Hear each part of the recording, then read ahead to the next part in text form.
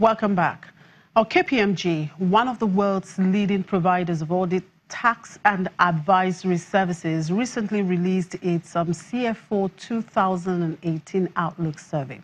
Now, the annual CFO Outlook Survey provides valuable insight into how chief financial officers and their organizations view the business environment.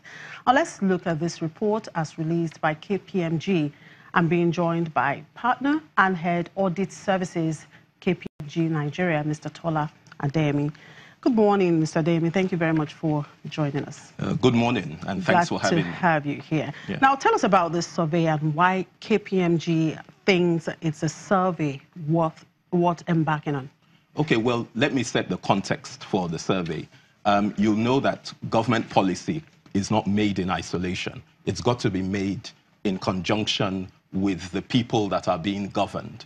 We believe that CFOs are a very important segment for which it's important to understand what they feel about the business environment and the economy.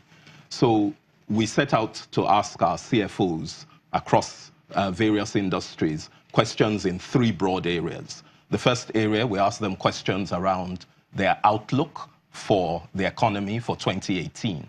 We then asked them, within the context of that outlook, what are their corporate and operational strategies that they would be employing. And then the third area we asked them questions on was around what they believe the priorities should be for creating an enabling business environment. Okay, taking it from this three areas you have just talked about, the first one being their outlook for 2018. So yes. What is their outlook? What do they think? Okay, well, very interestingly, we found out that 46% of the CFOs we surveyed were optimistic about the outlook for 2018. Now, when you... What is driving that optimism? Okay, when you consider that number, I would first set again the context, because when we asked the same question in 2017, that percentage was just 36%. So between 2017 and 2018, I would say we've seen a 10% shift in terms of the number that are optimistic about the general outlook. What's driving this? It's simple. It's the fact that the country is coming out of recession, as well as the improved availability of foreign currency. Now, the 46% in itself is interesting, because it also raises another question, which is to say, why is that number below 50%? You know, why do we have more than half of the CFOs we surveyed not being that optimistic about the economy? And when we drill it down, it comes down to what we refer to as the stay awake issues. Because we asked CFOs, what keeps you awake? And what are these stay awake issues? I know, looking through your report, you talked about tax, regulatory and government policies, absolutely, margin enhancement, growth and cost optimization, and foreign exchange and macroeconomic issues. Yes. So how are these their concerns? Well, the number one... Let's start with tax. Yes, the number one issue was tax. You know, tax, regulatory and government policy. Now, in the area of tax, when we asked them to break this down for us, their concerns were around three broad areas. The first area is tax multiplicity, where they said to us that, look, we're just being hit by a barrage of taxes from all levels, the federal level and the state level.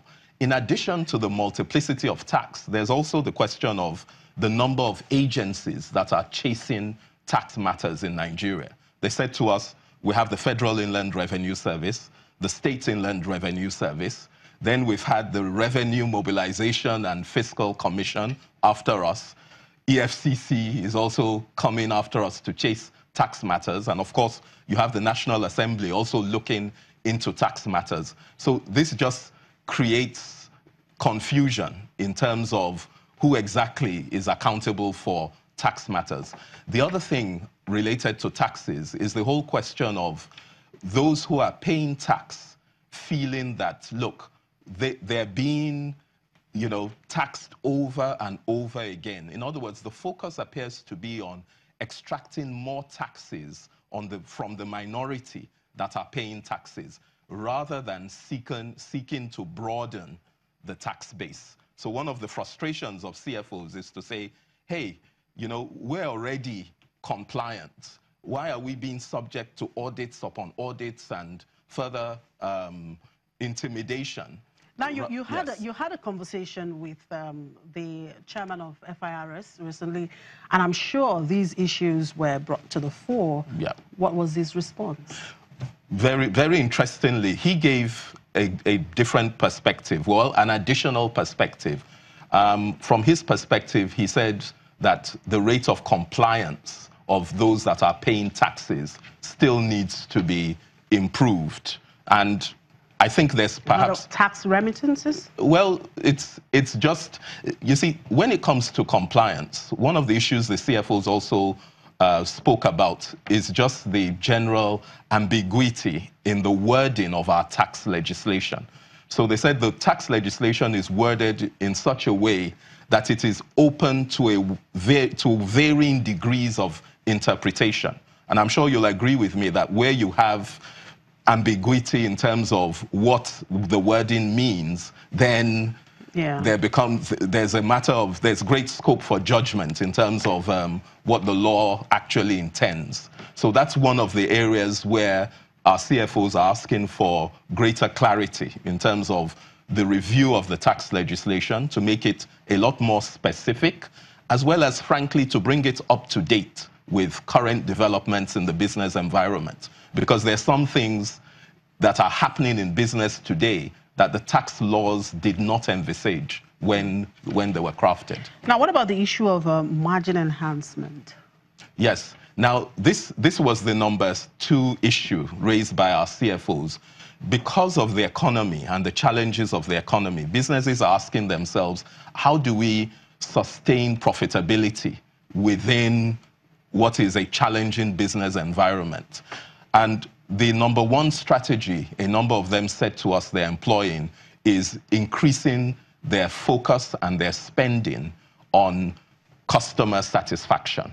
So many of them have said, look, the way to survive in these times is to make sure